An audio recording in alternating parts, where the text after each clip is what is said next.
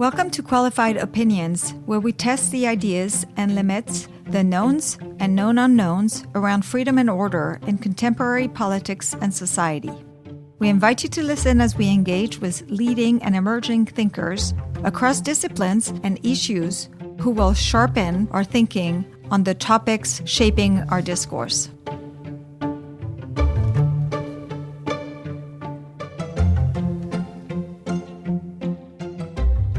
Hello and welcome back to Qualified Opinion. In this episode, we're talking about the grand return of the one and only Donald J. Trump to the White House. Yes, this is the man who has dubbed himself the Tariff Man, your favorite president, a stable genius, and most recently the 45th and 47th president of the United States. So what does it mean when a figure of such self-bestowed accolades, and let's face it, epic tweets, come back for round two? What will his policies be? What did his day one executive orders say about what we can expect? To help us unpack the drama, the policy shakeups, and the Twitter storms sure to follow, I am joined by none other than Dominic Pino. Dominic has been on this show several times. He's the host of AIER Econception, and he's also the Thomas L. Rhodes Fellow at National Review. So buckle up and enjoy this conversation. Welcome back, Dominic. Thanks, Vera. Thanks for having me. Okay, so let's dive in. We had the inauguration on Monday. We're taping on Wednesday, and we've had already a lot of actions. So now that Donald Trump has reclaimed the Oval Office, what do you make of his second act? Are we looking at a predictable rerun or something entirely different? It does seem like it will be different in some respects. I think the motivation for Trump with a lot of different things seems to be revenge against people he believes, either rightly or wrongly, have in some way crossed him in his first administration and in the time in between. And so I think that motivation will be different for some things. I think he seems to have a better organized transition team and now first couple days of the administration than he did last time. I think it's underrated the extent to which in 2016, I'm not sure they actually thought they were going to win. This time they did think they're going to win, and they've acted like that. And so I think there's going to be probably better coordination and better planning for some of this stuff. So we'll see how it actually shakes out. But yeah, I do think there will be differences. So, I mean, you're right.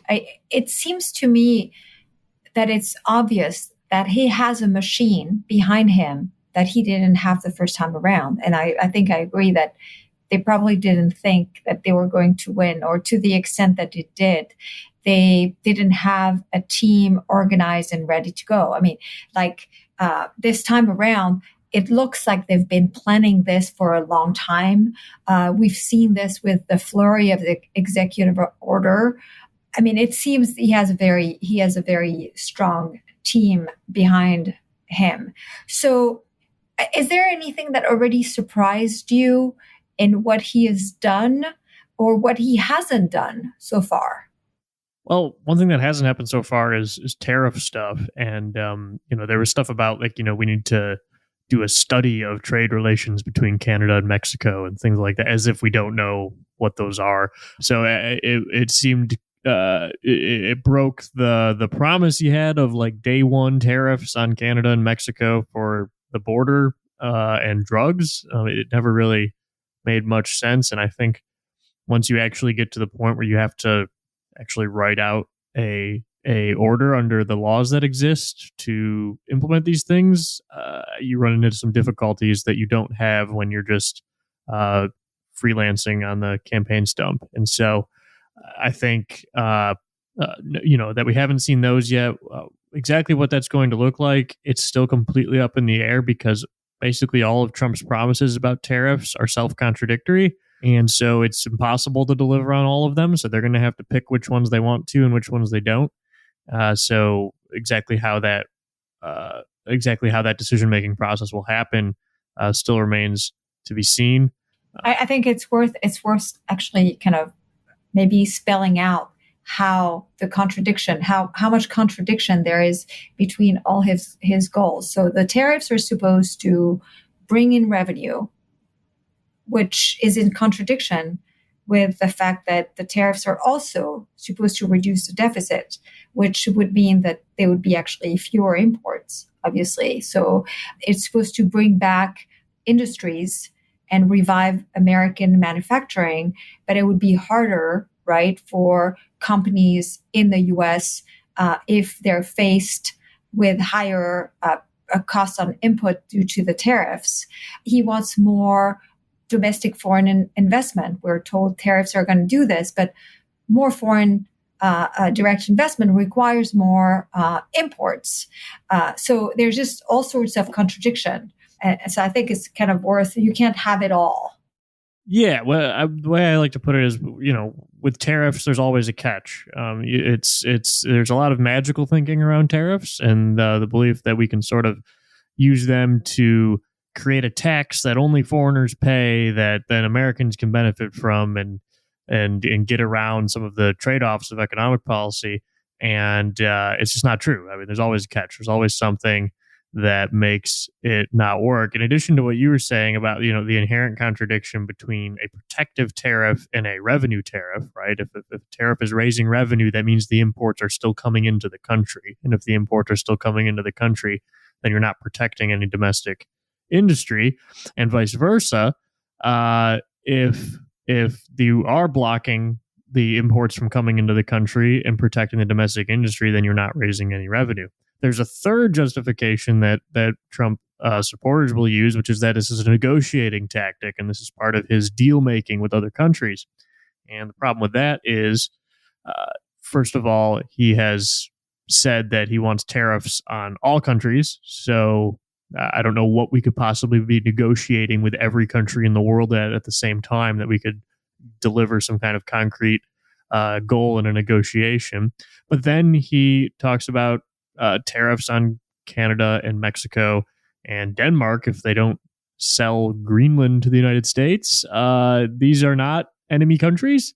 Mexico has some problems, but again, they're not an enemy, and in fact, they are part of a trade agreement that Trump signed during his first administration. And so yeah, that's the thing. It's like, so we had NAFTA. He, during the first term, turned it into USMCA, which was a less good version of NAFTA, in my opinion, right? I mean, with like more content requirements and things like this.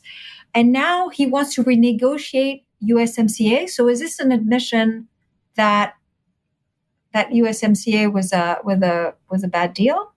I mean, the first time he said it was the best trade deal that has ever been signed. So I don't know what happened between then and now.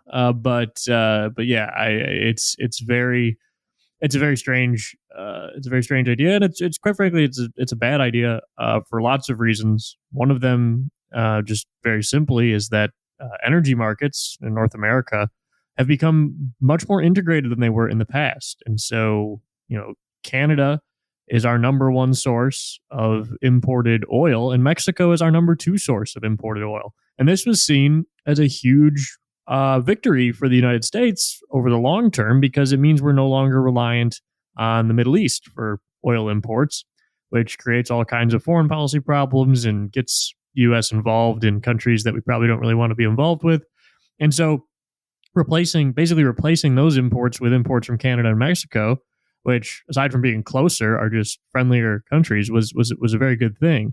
And then on the exporting side of energy, Canada is Canada and Mexico are also two of the top buyers of American petroleum product exports. And so this is a beneficial trading relationship. Donald Trump has said a lot of very good things about energy in general.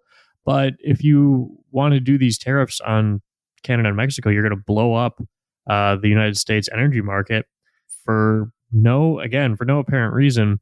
And I think that's part also of why. So there's going to be some hesitance around actually doing this, or they're going to have to give some exemptions for those things. And then the problem with that is, once you give an exemption for one thing, then every other lobbyist in Washington, D.C. is going to come and say, hey, you gave them an exemption. Why don't we get an exemption? Because it turns out lots of businesses actually have really good reasons that they import goods from other countries. And this isn't something that we should treat as inherently suspect. I guess also yesterday, I heard that he said he wanted car companies to come and build into the U.S. But it's kind of interesting considering that, like last year, right, Kia did this enormous, massive investment into the U.S. in the South to build a car factory, that we have the biggest plant, BMW plant in South Carolina, but also that the production of cars in the U.S., especially foreign, well, actually all of them really, is going to be made more complicated with tariffs. Because one of the things that people don't realize is how much trade between related party, meaning basically BMW in the U.S. buy a ton of things from BMW around the world. And it makes sense for the consistency of the brand, right? That you want all the engines to be the same. It doesn't mean that BMW in the US isn't actually relying on 300, I think, suppliers in the US, but these suppliers too are importing enormous amount of inputs. So it's like, there's just, and I don't think we put the cat back in the box in a way that is consistent with his desire to make the American economy great. So, I mean, what is an American-made car? It's actually a very difficult question to answer because, how much of it has to be made in America for it to be considered American? This was part of the USMCA, right? USMCA negotiations, right? Which was like, how do we actually define this? And if you actually, you think it'd be easy. It's like, oh yeah, they make it here. But like you said, you get parts, if you get all of the parts from another country and then you put it all together in the United States, is that American? Is that American enough? Is that less American? If you have parts of the car that are assembled in another country, and then those assembled parts are shipped to the United States and then combined with other parts that are made in the United States, how many of those parts have to be made in America for the car to be made in America? It's very weird. Also, for example, like the car I have, I have a Volkswagen, so it's a German brand, but the car was manufactured in Mexico and then was sold to me in the United States. This is just how these companies operate all around the world. I mean, this is not some like weird American thing. All around the world, the automotive industry is very globalized. And so if you think that there's some, and countries that don't have globalized car companies are places like Cuba, places like North Korea, where they make them, they make them all domestic, but they're that's not a good way to go. Yeah. So let's talk about the executive orders of day one. How many were they? Was it 47? Was it? Is that how many? Something like that. Yeah. Some of them combined multiple executive orders. So it's kind of hard to count, but. Yeah. So lots of executive orders. I mean, like with everything with Trump, some of them just great. I mean, that I was very happy to see him directing the Treasury and basically telling the world that he was withdrawing. At least he was taking the first steps to withdraw from the OECD tax cartel and the extraterritorial taxes that other countries want to put on American companies. I mean, there's more to do on this. I think the energy stuff seems pretty good, right? And then there's that. So what is it? I mean, is there any of the ones that you liked in particular? Yeah, I think some of the stuff about sort of DEI requirements in the federal government, those should go away. I think it's good that he's taken that on. I think, like I said, the energy stuff is good. So we'll see probably more deregulation action on lots of different industries, which will be great as well. That stuff will take a little bit more time because it has to go through rulemaking process and all the rest of that. I find the spectacle of it kind of gross. It's he was signing executive orders at Capital One Arena with like a crowd of people, which just it's a little bit jarring for Republicans who 10 years ago were talking about how Barack Obama was making himself a king because he was doing all these executive orders, and now are signing them in an arena and then throwing the pens out to like supporters. Seems pretty bad. Also, this is just a sign of a more general problem in American government, which goes back decades, which is that this is basically how government gets done now. We have presidents come in, they sign a bunch of executive orders, and then the next president comes in and undoes them. And it's all because Congress abdicates its actual job in the Constitution to make the laws. And in many cases, these presidents are giving these executive orders based on laws that Congress passed that said the president gets to decide this. And that's just not how the American system is supposed to work. And, this is a problem with Democrats and Republicans of just getting back to actual legislative supremacy, which is how American government is supposed to happen. Yeah, no, I agree. There's it's really a sign of the time and the abuse of executive powers, and also the delinquency of government of Congress, that you have this scene at the beginning where they sign all of these executive orders, and it should be disturbing to all of us.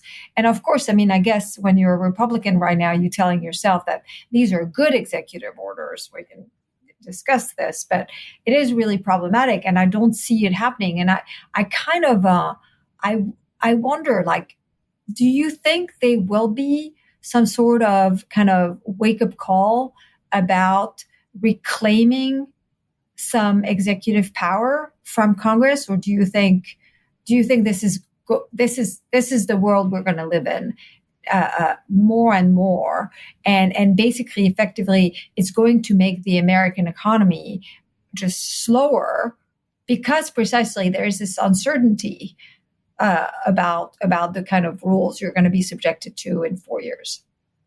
If there was a time to do that, it was last year, and it didn't happen. One of the issues where I think this should have happened was on trade. The president has way too much power on trade. He should have less power. Congress, under the Constitution, has the power to set tariffs, to regulate international trade. And that's written right in Article 1 of the Constitution, plain as day. But they have passed laws and giving that power to the president in lots and lots of different situations. And Trump is probably going to test the boundaries of that. And it'll be up to probably courts to decide what those boundaries actually are. That's not a good way to do this. Regardless of the specifics of imports in international trade, Congress has clearly the power to the power of taxation, and tariffs are taxes. This was a huge issue in the Federalist Papers. The Federalist Papers devote more individual essays to the topic of taxation than they do to any other single topic, and it was very clear that they wanted this power to reside with the legislature and not with the president. And so there were efforts. There was legislation introduced last year to bring back some of this power and say, look, if you're going to have broad tariffs, they need to be approved by Congress. And it didn't go anywhere. And I think the part of the problem is you had split control of Congress, with Republicans in control of the House and Democrats in control of the Senate, both of them probably thinking that their candidate was going to win in November. And so they both had reasons to say, no, actually, we want the president to have that power because it's going to be our guy or girl, and that's going to be good for us. And we need to have some kind of moment where both sides realize, like, actually, it would be better if neither side had this power because it's going to cause us all sorts of problems. And you have to remember, your opponents are going to win about half the time. There is no permanent victory at the ballot box. And so you should be more on guard for this. We've seen this a little bit now after Trump has won. You'll see an occasional, think piece from a left-leaning writer talking about, hey, maybe federalism is not such a bad thing. Maybe we should have more constraints on presidential power. But they never end up actually going anywhere. Because it's just too tempting to say, well, next time I'd really like to have that power when we're in office.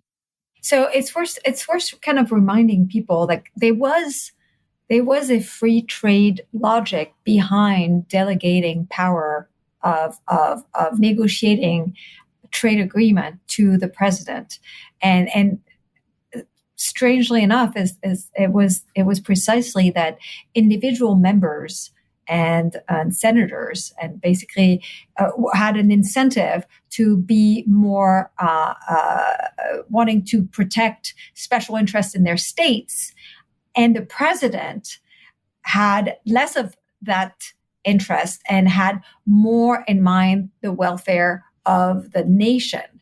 And as a result, and it worked for decades, the idea was that if the power of negotiating trade agreements was put in the hands of the presidents, then we would have less protectionism because more incentive to think about the welfare of the nation, which meant independently of all special interests related to different states. That works only when you actually have a dominant philosophy that is that more trade is good, that free trade is better than protectionist states. So it's kind of I guess we could have always foreseen that this was a possibility. I think maybe we didn't think about it enough. But anyway, so it's worth thinking about about that aspect. And so I was asked, by the way, a question this morning, and I'm curious about I was on a conference. I was speaking at an event online with various trade people in different countries, and the guy who organized it was in Argentina, which was interesting because President Milei has cut a lot of tariffs, and so when people are comparing Milei to Trump, there's a problem like right there. But with the question I was asked was, are American politicians now protectionist? What about Republicans, Democrats? How do you think about the dominant ideology when it comes to trade that is represented in Congress, or even in the states or in the different parties? Yeah, I guess there's a couple different ways to look at that. One is that both the leaders of the two major parties seem to be protectionist. Biden was, Trump is. Harris did not indicate that she would change any of that if she had been elected. And so in that sense, the answer is yes.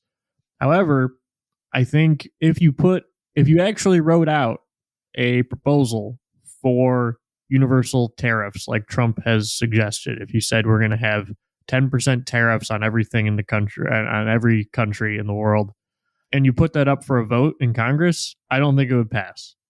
And the reason for that is the similar reason to what you were talking about before, with sort of the history of how these powers got moved around. There are lots of people in Congress who represent districts that benefit from international trade. And I don't think you'd have lots of members of Congress who would vote for such a thing, but you would not have a majority, I don't think. And these members especially, and it's not just like some kind of like coastal elites versus the heartland kind of thing. If anything, the heartland representatives support trade more because U.S. agricultural exports are usually the number one thing that gets hurt by retaliatory tariffs. This is why you had guys like Ben Sasse, for example, when he was in the Senate, was one of the top outspoken opponents of tariffs because it hurt Nebraska. It hurt the industries in Nebraska. And the ways that international trade works through the economy, it's not this obvious thing that everyone can see. There are all sorts of different connections, and you would have, if such a bill was actually on the floor, you would have business interests and individuals in all sorts of districts coming to congressmen and saying, hey, look, if we're going to pass this, we need an exception for me because my business needs this. And I think as a result of that, you'd either have the result would either be so watered down to the point where you wouldn't even be able to call it a universal tariff anymore, or if you insisted on it being universal, it simply wouldn't pass. Well, I mean, we've seen this with the first Trump tariffs, right? The exemptions.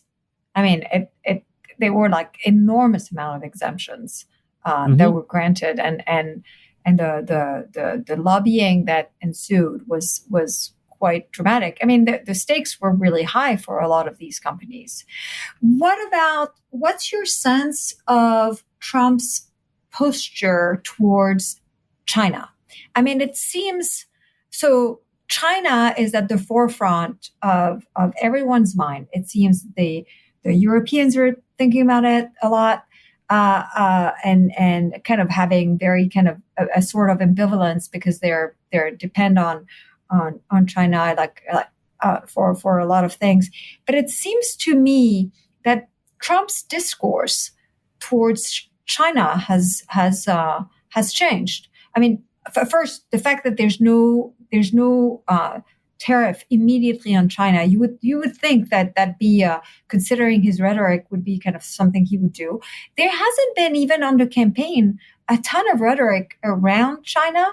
Am I wrong about that? And the other thing is where does TikTok fits into all of this? Am I crazy to think that there's a change in attitude towards China, and to the extent that there's a change, what is it?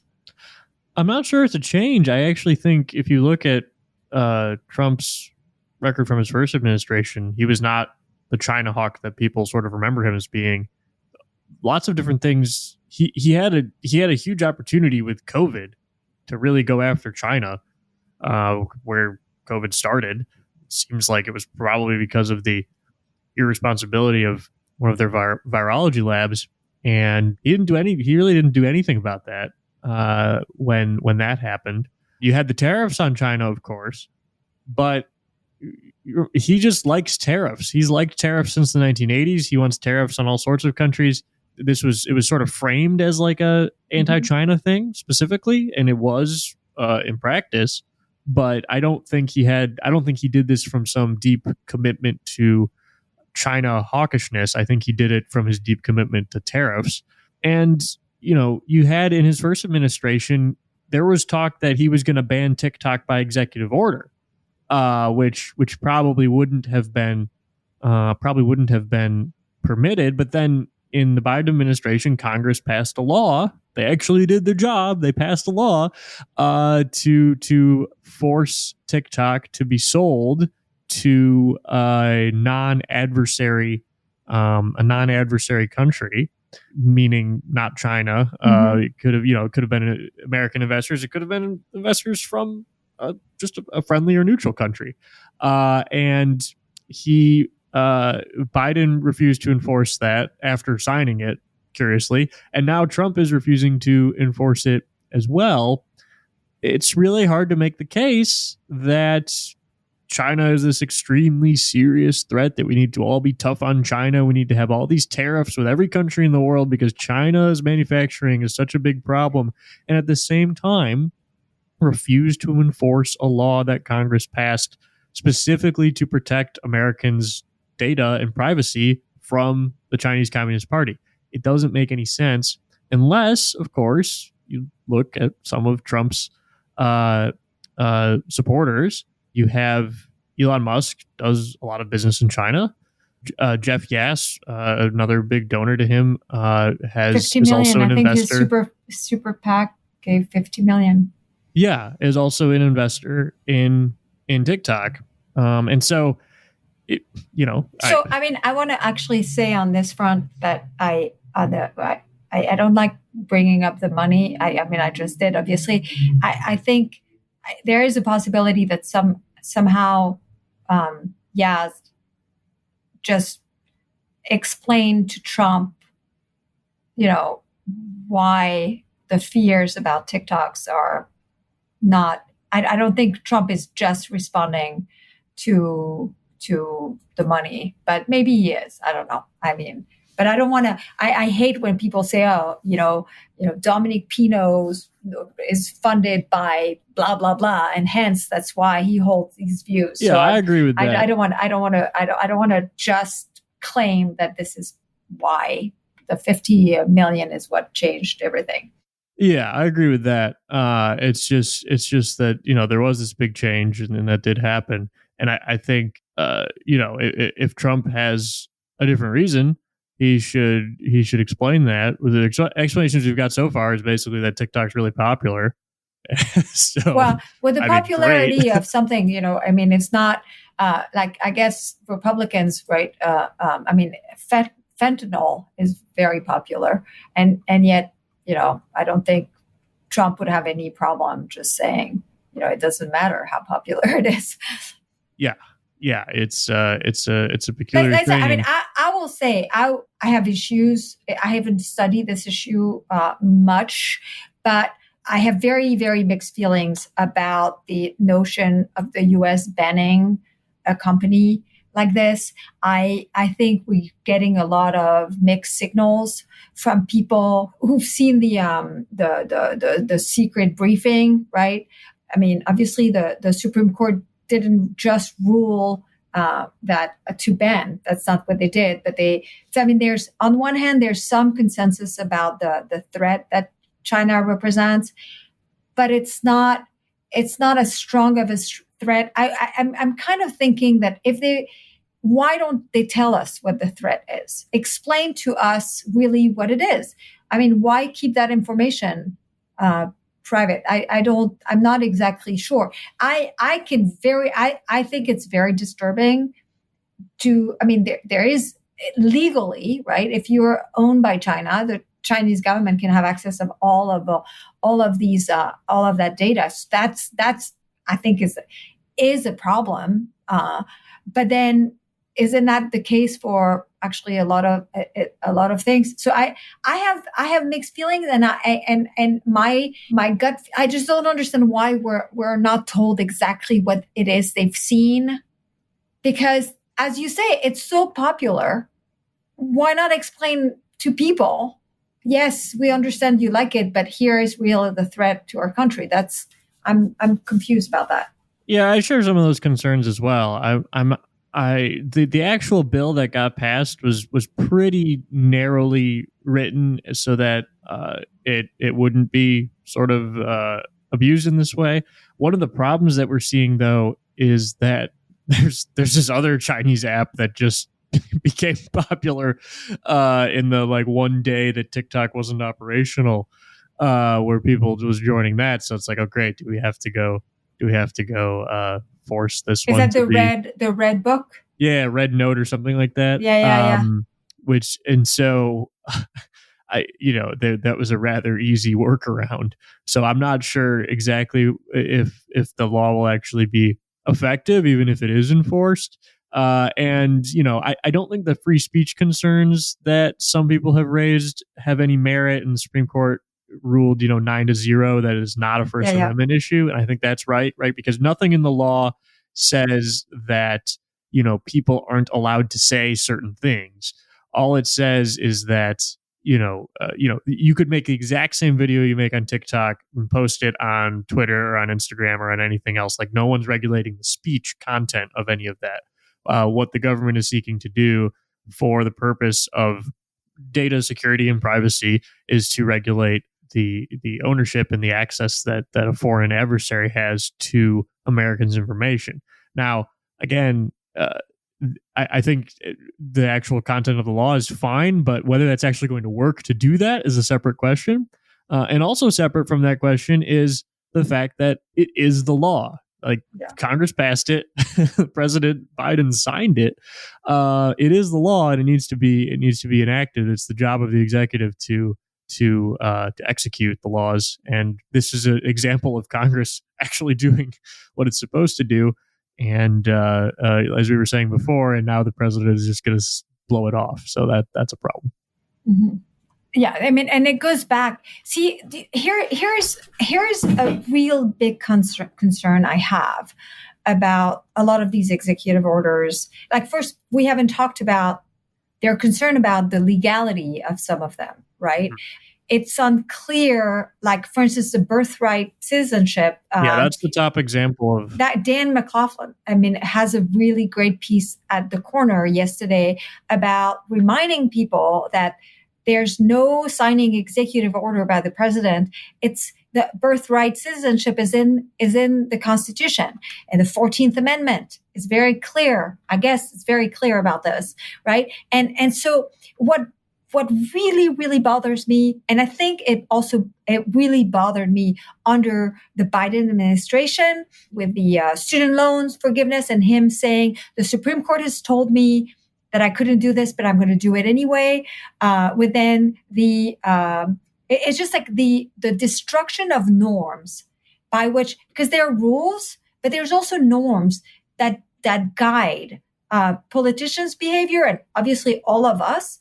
But we are seeing an utter disrespect for, or we are seeing these norms dissolving before our eyes. And it's not that in the past presidents haven't tried to do things that they constitutionally cannot do. But the problem is that the more they do this, the more it actually gives the impression that really everything is up for grabs. And that really bothered me. And it really, and so the birthright citizenship is one of them. I guess even on the, ultimately on the trade side, it's unclear that he could do everything he wanted to do in the way he wants to do it. But what else do you do? Can you think of others? I mean, TikTok, I mean, the fact that he could go and just kind of disregard and not execute the law that Congress has passed is problematic. No matter what one thinks of the TikTok issue, what else can you think about? Yeah, I think the birthright citizenship one is the top one there in terms of, whatever you think of it. And there's a not unreasonable case that we should reform birthright citizenship. There is kind of a moral hazard of that it creates, where you encourage people to come to the United States to have to have a child, and then that child becomes a citizen. So that's been an issue that's been debated for a long time. Like, hey, should we change this? But I think the only way to change it is by amending the Constitution, like you said, because 14th Amendment does seem to say pretty clearly that is the law of the land, and you certainly can't do it by an executive order. I mean, it might be different if Congress passed a law and changed how things were defined, and Congress does have the power to set rules for naturalization and that sort of thing. So that might be another avenue to do it. But yeah, you can't do it by executive order. And we had the Biden administration in the last days of Biden's presidency did something even more ridiculous. The 28th Amendment. Amending the Constitution by press release. Oh, yeah. No. I mean, yeah, I was going to ask you this. I was shocked. I don't know why I was shocked, because the disrespect for actually, our constitutional process and those norms, like it was. Can you actually talk about that? Can you talk about the 28th, the Biden attempt to ratify or declare that the 28th Amendment had been ratified?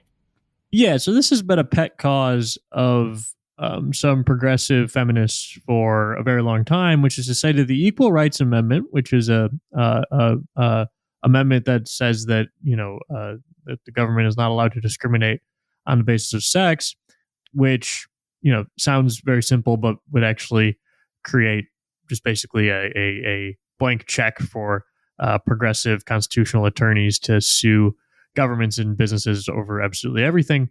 That amendment was put forward, and the states have to ratify it. And so they didn't have enough states to ratify it. Congress, in the amount of time that was allocated, which was 10 years, right? Yes. There was a time span of a deadline for ratification, and in that time span as well, some of the states that ratified it, withdrew their ratification. Yeah, that's right. They changed. So there was there.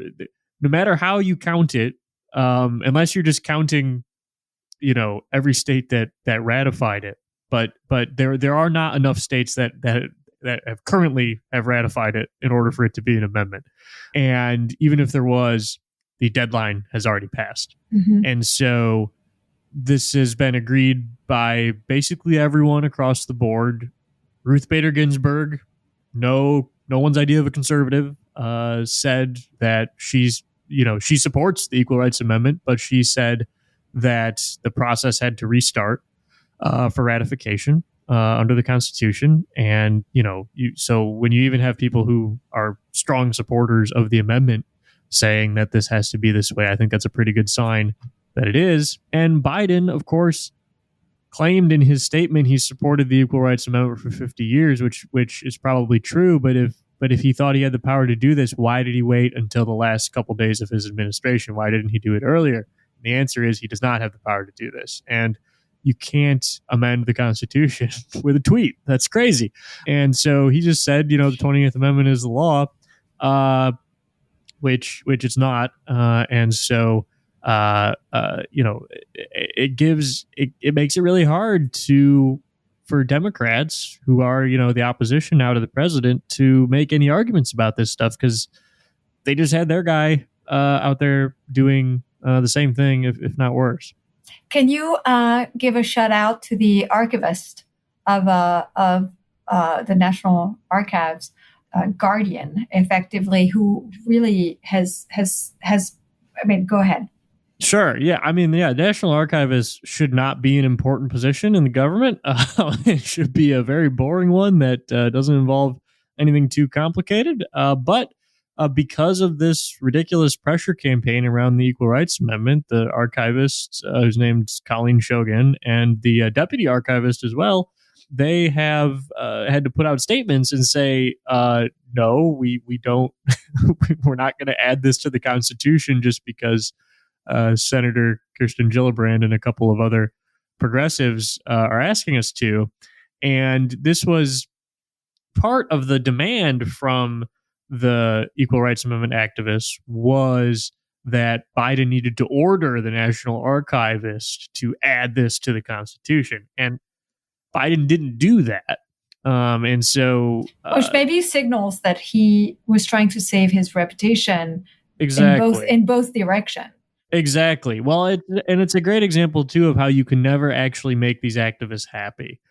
Because you can put out the statement to do this, but if you don't actually, order, what they basically wanted was to set up a showdown between the president and the archivist, where the archivist, the president would fire the archivist if she didn't do what the president wanted, and then but then the deputy archivist would have been, and he has the exact same view that Shogun has, so he would have had to fire him too, and then eventually hire some other archivist to do his bidding.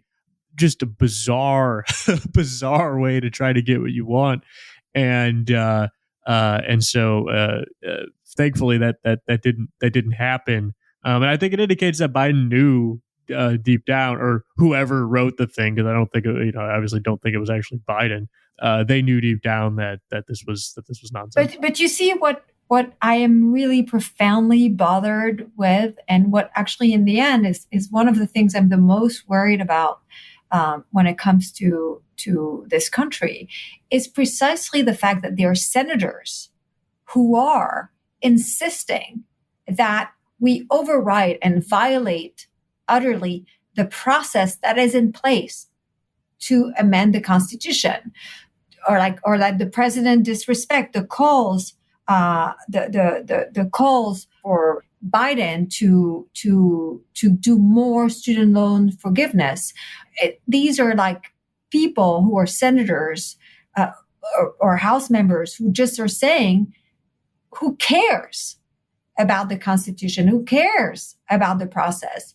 And we see this, and I think this is actually really remarkably dangerous. And then we, of course, we can talk about the pardon. I mean, like preemptively pardoning people who haven't been yet, like accused of anything or condemned of anything. I mean, leaving the family, even the family aside. If I were Fauci, right, I wouldn't be too happy about this, because effectively what it does is signal that there may actually be a problem with Fauci. I think there's plenty of problems with Fauci, but now, I'm thinking now that he needed to be pardoned, and especially pardoned in bulk with the Biden family.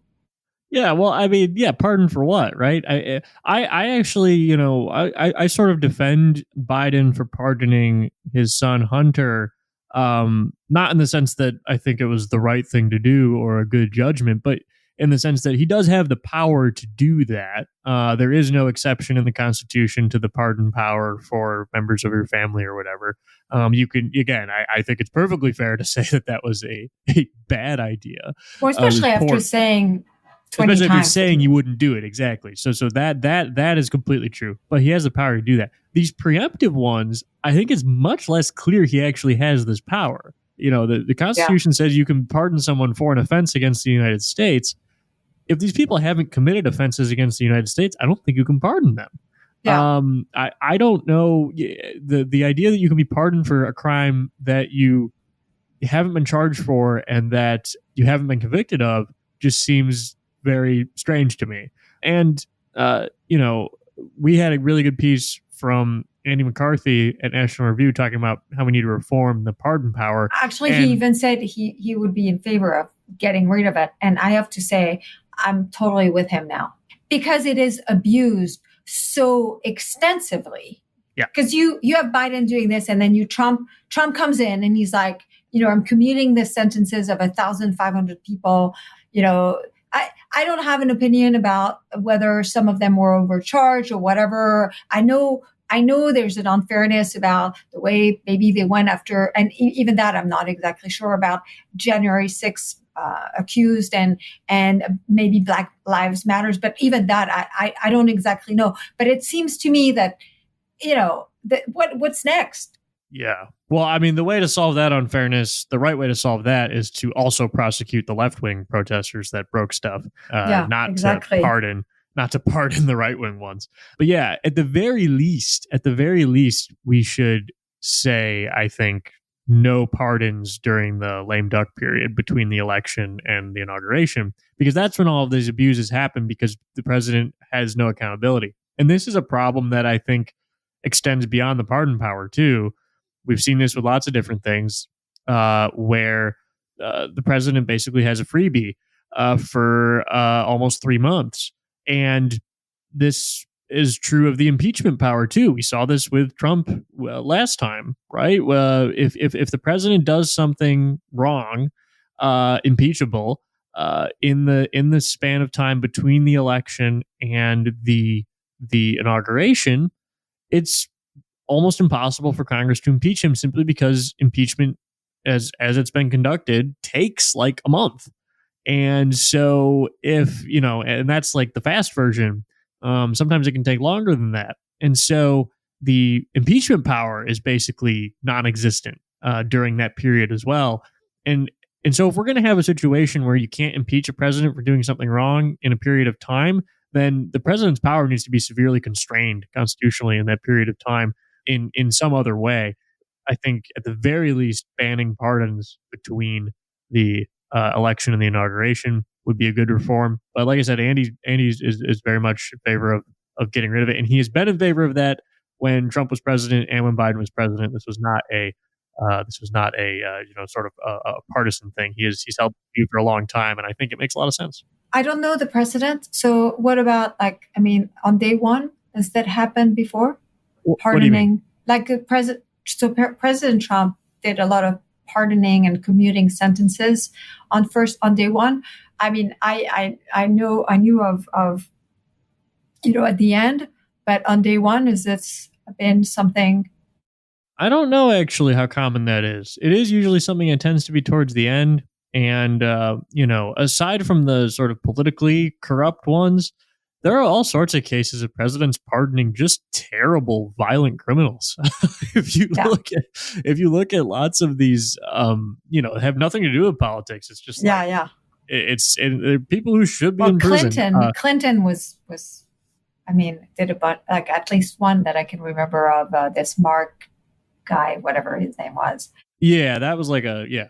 Did you see that today Trump pardoned Ross Albright or Breach? I don't know how you. And he clearly he said he was doing this for libertarians. Yeah. Did you see that? Great. I'm glad libertarians set their policy demand at pardoning one guy and not at deregulating the government or cutting taxes or well, I mean, not doing Trump, protectionism. Yeah. That Trump, I don't know that was their one demand, but can we talk very quickly about energy deregulation? I mean, to the extent that I have some hope for the Trump administration is in actually being able to unleash energy supply. I don't know how much they can do in terms of it can reverse a lot of the Biden executive orders.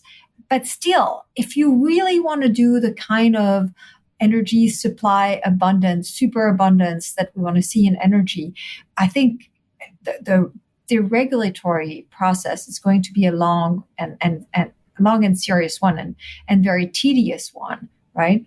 Yeah, I mean, one of the misnomers that a lot of Republicans have right now is that like Biden reduced oil production. This is not true. No. Oil production is a record high right now. Mm-hmm. It rose basically every year of Biden's presidency. The damage from the Biden administration on energy was on all sorts of different regulatory fronts and this sort of whole of government approach to the energy transition, right? So the idea that we need to go away from fossil fuels and we need to spend trillions of dollars on subsidies for green energy. And we need to mandate green energy. And we need to mandate electric vehicles and mandate more efficient appliances and all this kind of thing. That is the stuff that Trump and his administration will be able to roll back. And I think that is good. The Secretary of Energy pick, Chris Wright, I think is Trump's best cabinet selection. He's a CEO of Liberty Energy, which is a fracking company. And they do this really cool thing, which is a lot of big companies, they issue, an annual ESG report to investors and say how they're checking government boxes and all the rest of these things. Liberty Energy under Chris Wright, they put out a Bettering Human Lives report where they just explain the benefit of cheap and abundant energy. And I really love that attitude from them and from Wright. And I hope he's able to bring that to bear in the government. Now, the Secretary of Energy is not actually a very powerful position on anything related to energy. He'd be better. He would be better at EPA. It would be better at a position where you could end NEPA, where you could, Yeah. Well, Lee Zeldin, the appointee to lead EPA, also seems like he'll be pretty good. And it seems like he, Wright, and Doug Burgum, the Secretary of Interior, will be sort of working together on a lot of energy stuff. And I think across those three departments, they could do some really, really good stuff in terms of getting rid of these mandates, and hopefully Congress in the tax bill will be able to repeal a lot of the green energy subsidies from Biden. One of the benefits of government being slow and terrible at everything is that all of this money that Biden appropriated to be spent has not really been spent yet, and so they can get a lot of it back before it does too much damage, or at least more damage than it has already done. And so I hope that they'll be able to do that in Congress, and then the administrative side they'll be able to deregulate a lot of this stuff. And the big one too is nuclear power. And I hope that after basically taking 45 years off from developing nuclear energy, I hope we can get back into that, because that's a very promising field, and it is one that the U.S. should be focused on and should be trying to be a leader on, because a lot of the fears of nuclear energy are not actually supported by the evidence. It's really a lot of environmentalist propaganda, and we finally have some people in power in Washington who are not susceptible to environmentalist propaganda. Yeah, no, I agree. And I will say there's another thing that we don't talk enough about. It goes beyond deregulation of energy. Is actually we need to change the mindset of the American people, but also people around the world, that consuming less energy should be a goal. Actually, we should want to consume more energy. This is one of the ways we've become extremely rich, productive, and extremely innovative. And this notion that the goal is always to produce or to do more with less energy is actually, I think, is counterproductive.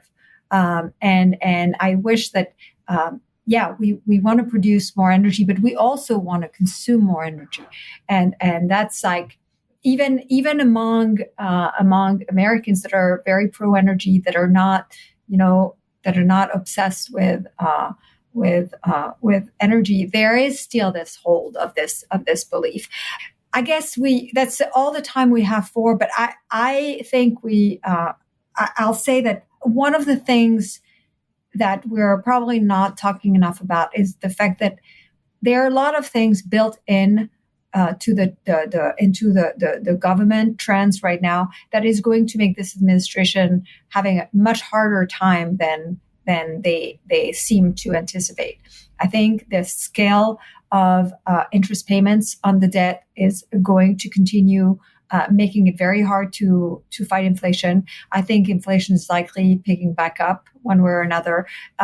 Bondholders, bond vigilantes may be back and creating serious headwinds for this administration. If they're not serious about the debt, there will be consequences too.